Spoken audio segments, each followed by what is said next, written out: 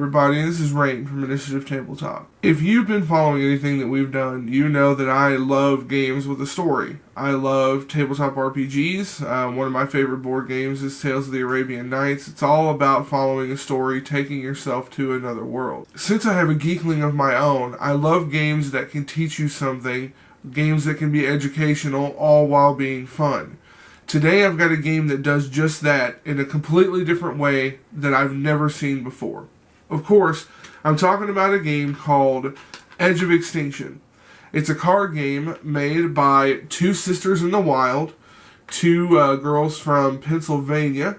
They decided that they wanted to help create a game that teaches classrooms and anybody who'd like to play it about the environment, about the ecosystem, exactly how animals and plants thrive in the world, in nature and things like that. So this is a quick card game that's usually, you can play it for more than two people, but we found it's really fun at just two people head to head.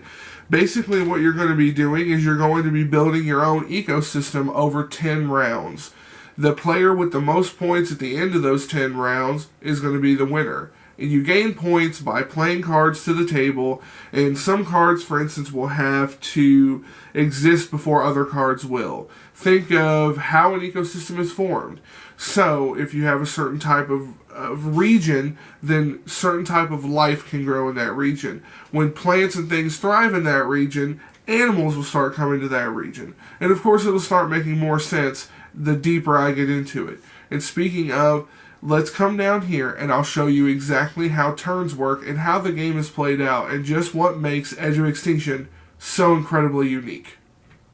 Today we're going to just take a look at the Appalachian Homestead, and this is a starter deck, and you can get a lot of different starter decks. Now this is the 2015 edition, but you can get a lot of different starter decks. For instance, there's the Clarion River, there is the Allegheny National Forest, there is the peat bogs of the Allegheny Front, and these are all 63 card decks that you can get just to be starter decks to play with, pick up, and just run with. Now, the Edge of Extinction game does offer some booster packs where you can have a lot of different animals and things like that. It's essentially made to be like a TCG. So this card will basically just tell you what deck you're playing, and then of course it's got some information about the two sisters in the wild. And then each deck comes with rules cards, which explains kind of how the game is played. So it's simple enough to be explained on 2 cards, which is awesome. And then you've got your 10 count card. This helps you keep track of the rounds, because like I said, each game is played over 10 rounds, and so once 10 rounds is done, you're done with the game. In Edge of Extinction, your deck is going to be comprised of a lot of different things. For instance, this is an animal, and it will tell you what the animal's name is. And this is really where the bulk of the game comes in. Each card is going to have requirements. Some requirements might be nothing, but each card is going to have a requirement listed. For instance, in order to play the groundhog from your hand, you have to have 1 grassland region and 2 ground cover plants. This basically is telling you that this is the type of ecosystem that the groundhog can flourish in, and unless you have that ecosystem going on, you can't play the groundhog. The numbers up at the top left of the card are points. So at the end of 10 rounds, the cards that you have in your ecosystem, they're all going to earn you points based on what they're worth. This is important because it is a region. This is basically your building blocks. These are all of the basic cards you're going to need to build off of. So you can have forests, you can also have grasslands, just different regions. They're all going to net you points, and then you can build off of them. So let's just go into a sample hand real quick, and I'll show you exactly what you're looking at. So whenever you're playing Edge of Extinction, you're going to shuffle your deck. It's going to have 63 cards, like I said. You're going to allow your opponent to cut it, so we'll cut it right here. And then you're going to draw 5 cards. This is going to be your hand.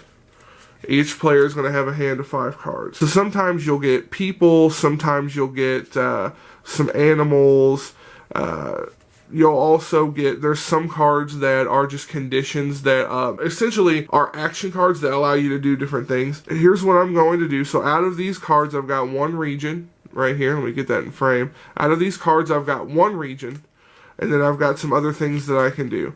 So at the beginning of your turn, you're going to draw a card. You'll have a hand size of 6 at the beginning. just because you'll have 5 and then draw 1. Then you can play as many cards from your hand as you possibly can during your turn. Like I said, the first thing you have to do is you have to play regions. You can't build anything off of anything other than regions. So right now, I have a standing water region in play. That's going to get me 1 point as long as it stays out here through the entire game. So then we'll look at my hand. So I've got an Eastern Diamondback, which is worth 8 points, but it requires a forest or grassland and 2 tiny small animals, so I can't play that. I've got a Dandelion, which requires any one region except saltwater and sub-zero regions, which is awesome, because standing water is not saltwater, and it's not sub-zero. So I can then play the Dandelion from my hand. So right now, my ecosystem is worth 3 points. So looking at everything else, let's see here. Let's look at Grandpa and see what he can do for us. A standing action is an action that's like a passive ability that happens as long as the card is on the board. He says, while in play, Grandpa Strom just watches everything happen. As a special action, he can be used to locate and play 1 card from your deck or discard pile. If used in this way, remove him from the game, because he will need a nap. Poor Grandpa is just so tired. Why not? We'll put Grandpa out here. He's out here by the water checking out the dandelions, and we'll keep him in play. He doesn't really get us any points, but we can use him as an ability later on. Since there's nothing else in my hand that we can play, we have to discard a card, and then we end our turn. If you don't have any cards in your hand to discard, then you can just end your turn. Then play will go to the next person, and they will basically do the same things that we did, and when play comes back, we'll draw a card and continue doing this. We'll continue playing as many cards as we can, building our ecosystems. You can have different regions out, so you can have like standing water, forest, or grasslands, or prairie, depending on, whatever deck you're playing at the time.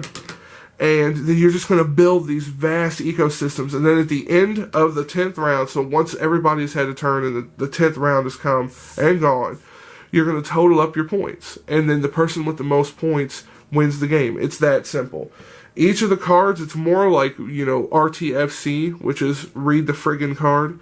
That's basically how this works out. Because if you have a region, you know that regions just go into play. These different cards have actions, and everything is listed on the card. And on the rules cards, it basically just tells you you're going to play a card, but each of the cards have requirements. If they don't have requirements, they go right into play, and then you literally build an ecosystem off of these different regions. And it comes to life right before your eyes. Well, that's really the basics of Edge of Extinction. I mean, it's that simple to play. You are going to have regions. You play things off of the regions. Each card is going to have a requirement.